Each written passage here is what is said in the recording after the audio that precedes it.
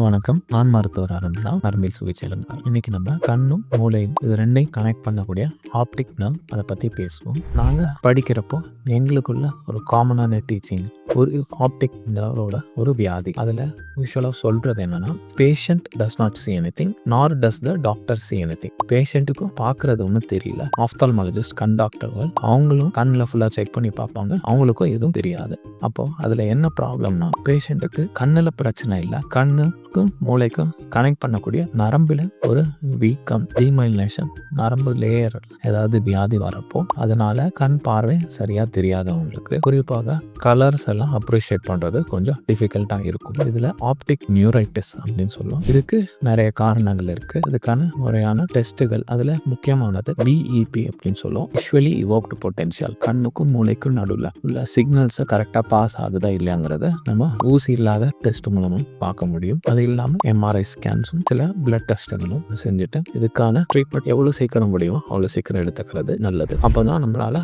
பார்வையை முடிஞ்ச அளவு சீக்கிரமாக ரிஸ்டோர் பண்ண முடியும். நன்றி.